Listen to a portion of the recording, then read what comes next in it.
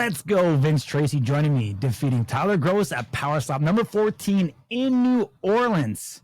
Talk to me about that performance. I mean, from the moment that I seen you up there on stage, you had this very calm, cool, collected demeanor, incredibly focused and on point.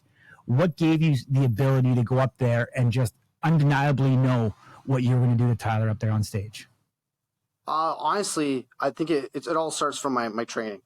From the Ontario fight camp, and then even having Dakota Mcgregor fly me out to PEI and having him as a training partner. They're roughly the same height, so it worked out really well for me in that aspect. And then all the work we put in once we got to New Orleans. I mean, I was with a bunch of the guys in the gym, and we were practicing technique and offensively, defensively, and just making sure like we were fine tuning each other, and anything that we noticed, whether it was accuracy or too much speed or too much power and not enough speed, we were just kind of playing, with everybody's technique and form. And I mean, look at all the knockouts. I mean, it speaks for itself. So, like, the work really did pay off. 100%. I didn't actually realize that you went out to train with Dakota to get ready for this match. So that's a good piece of information for sure. Yeah. Well, yeah, I that's mean, awesome. with the height, Tyler is just about the same height. I think he's maybe, Dakota's about an inch shorter. But I mean, for the most part, it was pretty much in the ballpark. And yeah, it definitely helped me dial it in and find that chin, because I mean, it's not easy going against a taller opponent. I can't remember how many inches. I think it was almost 9 inches difference, or somewhere in that range anyway. Yeah, but let's get into it. I mean, that round one, Tyler gets ready to strike. The last visual you have of Tyler is taking out Sean Kilmartin with that, devastating blow. How was it to receive a strike from Tyler? I mean, you seemed to eat that first round, relatively well. And then did that just build the confidence for you for the rest of the match? Oh, absolutely. I mean, I know what I'm capable of, and I know the work that I put in to get to this point. And I mean, it was just a matter of me getting up on stage, being calm and collected, and being able to hone in on, my checklist of what I needed to do on defense. And I did just that. And I mean, Tyler doesn't hit light by any means, but I mean, I stood up there and I took the best shots. Absolutely. So the first round, I mean, you definitely missed the mark on the strike with Tyler. Was that just because of the height difference, or was there some nerves, or what kind of led to that? I'm going to be honest. Honestly, it was the beard. I wasn't expecting, I was expecting, like, when you kind of put the chalk on his face, that like the beard would kind of puff back out just a little bit. But I mean, it actually puffed out quite a bit more than I was expecting. And I think that just, it was just a matter of me finding it. And then, well, when I did, we all know what happened. So, but yeah, no, that first round was definitely, I just missed the mark. And I mean, it's funny because like you talk about football, it's a game of inches. You talk about slap fighting, it's milliseconds and millimeters. So I really believe I was only, millimeters off the mark, because I could see it in his eyes. And I was like, okay. I'm like, I just got to hit him with one good one clean, and it should be lights out and game done. So, absolutely. I mean, I'll say it's kind of feeling it out.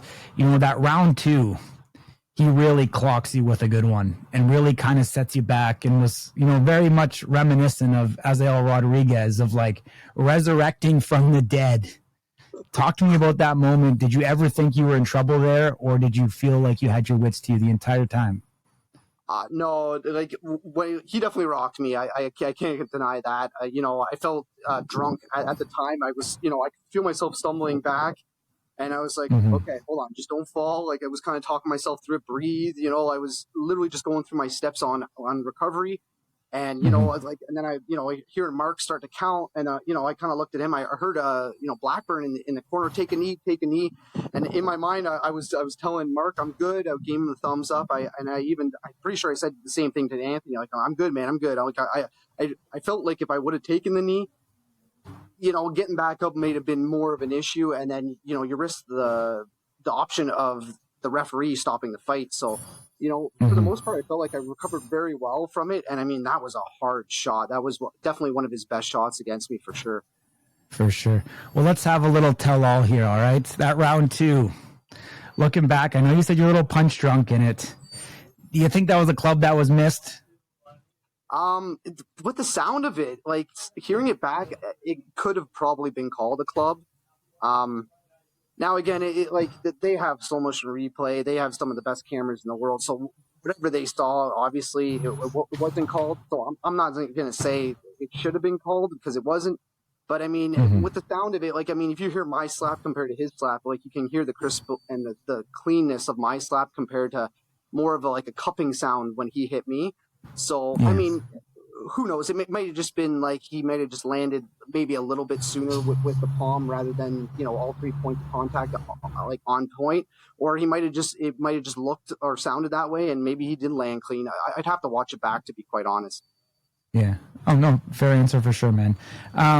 Like I said, both of you guys seem to have, some difficulties kind of hitting that mark for say. And I mean, Tyler has such long limbs and arms, and what's it like standing there across from him with seeing a guy that was such a big wingspan and kind of coming at you, and like, is it intimidating?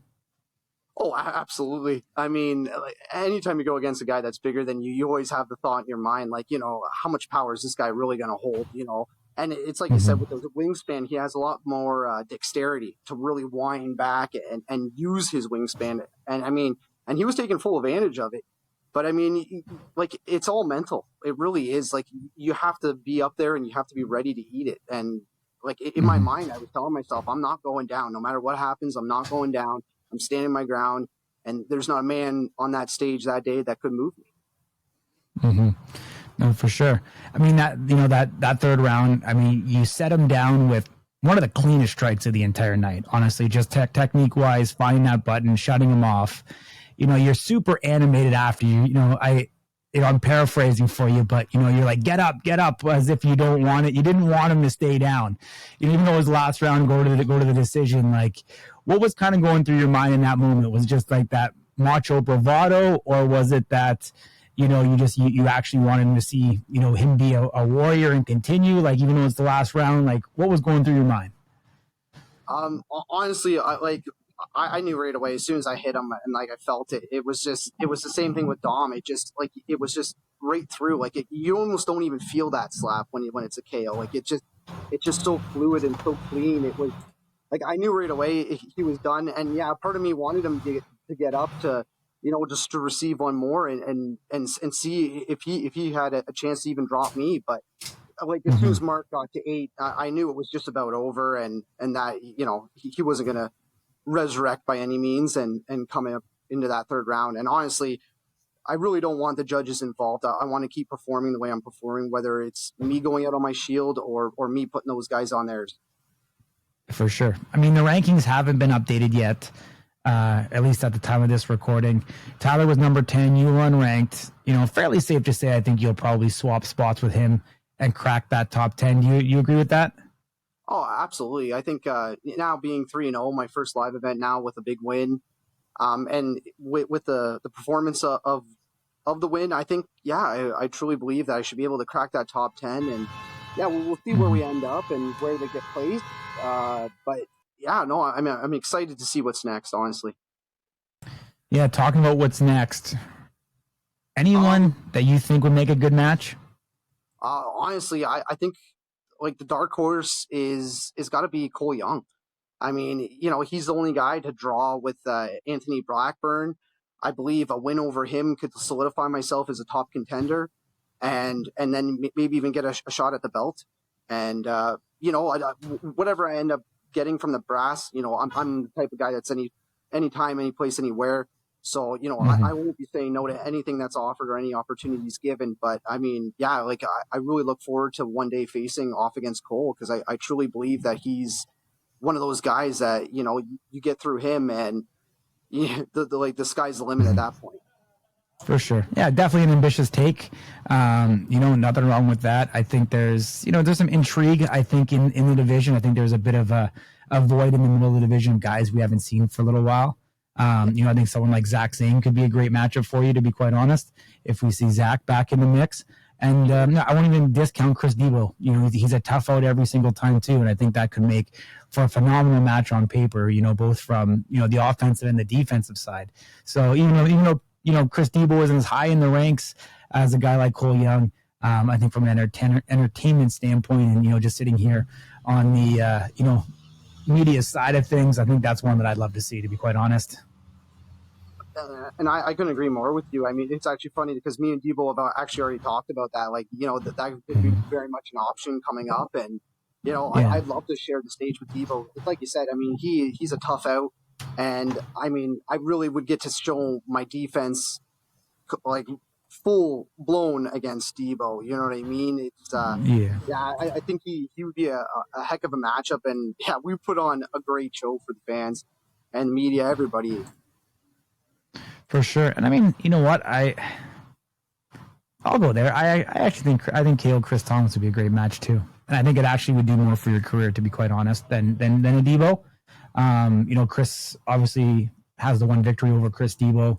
But he is the loser of 3 of the last 4 matches. So yeah, I KO Chris can make some sense too. Would you entertain that? Absolutely. It was funny coming off of the season 3 show that's who I wanted the most out of any of the guys.